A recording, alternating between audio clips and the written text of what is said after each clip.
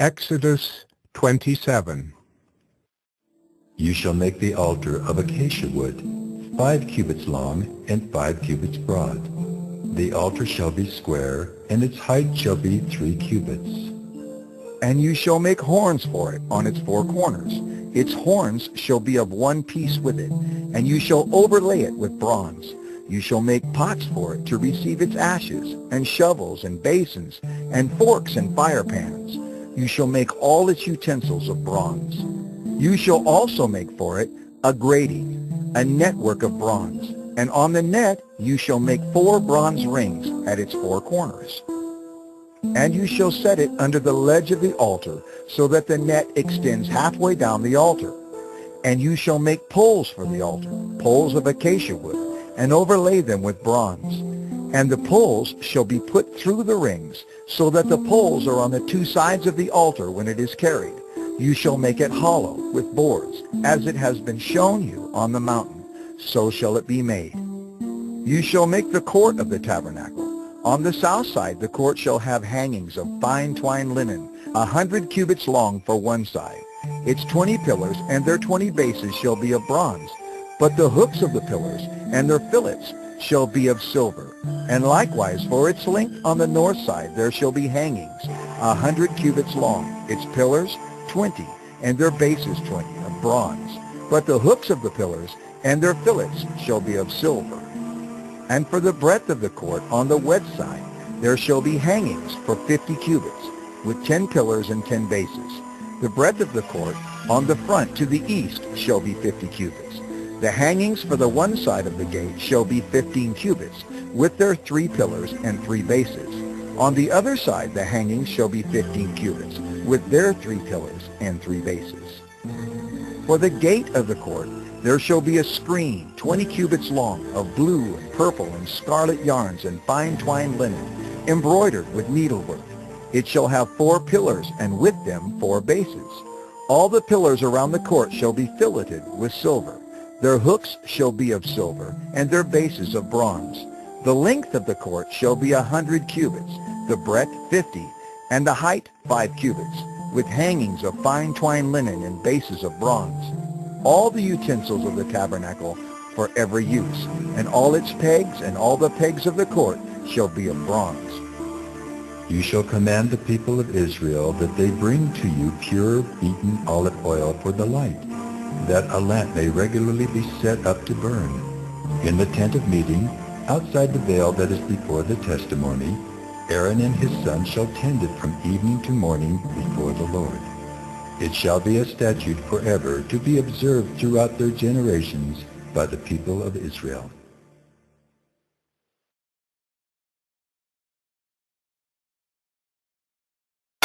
Exodus 28.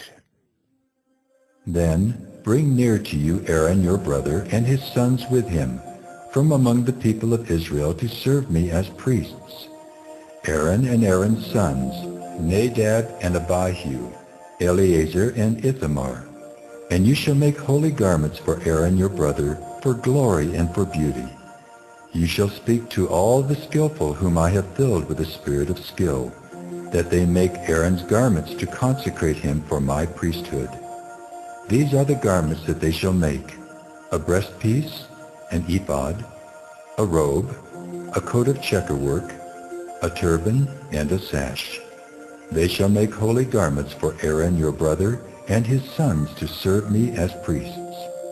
They shall receive gold, blue, and purple, and scarlet yarns and fine twined linen.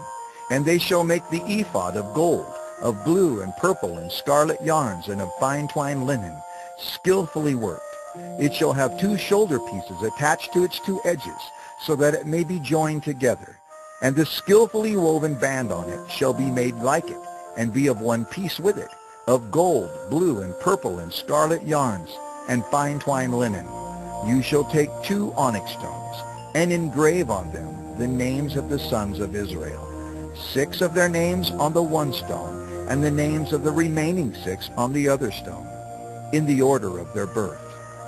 As a jeweler engraves signets, so shall you engrave the 2 stones with the names of the sons of Israel.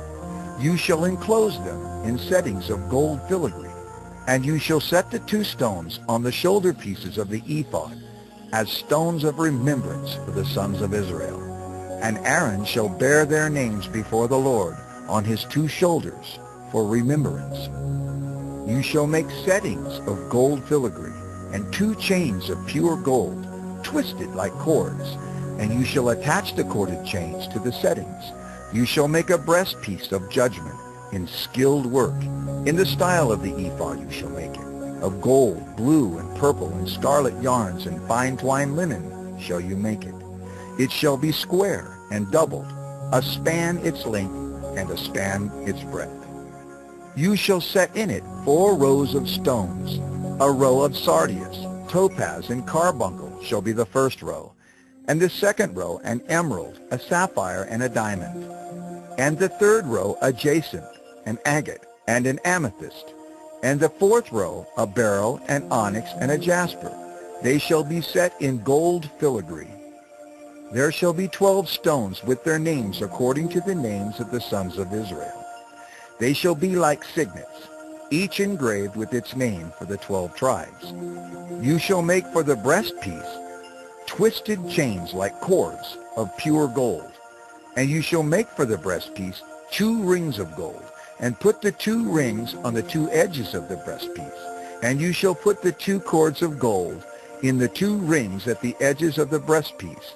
The 2 ends of the 2 cords you shall attach to the 2 settings of filigree, and so attach it in front to the shoulder pieces of the ephod.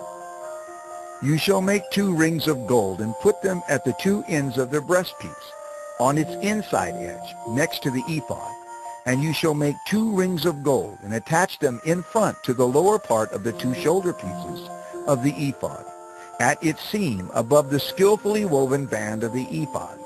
And they shall bind the breastpiece by its rings to the rings of the ephod with a lace of blue, so that it may lie on the skillfully woven band of the ephod, so that the breastpiece shall not come loose from the ephod. So Aaron shall bear the names of the sons of Israel in the breastpiece of judgment on his heart, when he goes into the holy place, to bring them to regular remembrance before the Lord. And in the breastpiece of judgment you shall put the Urim and the Thummim, and they shall be on Aaron's heart when he goes in before the Lord. Thus Aaron shall bear the judgment of the people of Israel on his heart before the Lord regularly. You shall make the robe of the ephod all of blue. It shall have an opening for the head in the middle of it, with a woven binding around the opening, like the opening in a garment, so that it may not tear. On its hem you shall make pomegranates of blue and purple and scarlet yarns around its hem, with bells of gold between them. A golden bell and a pomegranate, a golden bell and a pomegranate around the hem of the robe. And it shall be on Aaron when he ministers, and its sound shall be heard when he goes into the holy place before the Lord, and when he comes out, so that he does not die.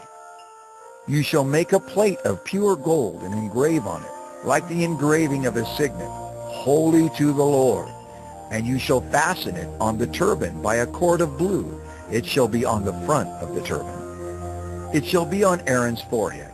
And Aaron shall bear any guilt from the holy things that the people of Israel consecrate as their holy gifts. It shall regularly be on his forehead, that they may be accepted before the Lord. You shall weave the coat in checkerwork of fine linen, and you shall make a turban of fine linen, and you shall make a sash embroidered with needlework. For Aaron's sons you shall make coats and sashes and caps. You shall make them for glory and beauty.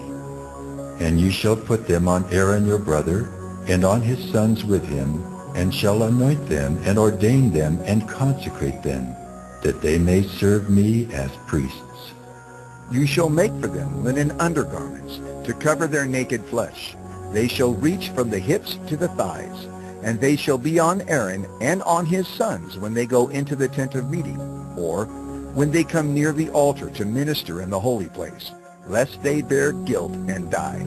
This shall be a statute forever for him and for his offspring after him.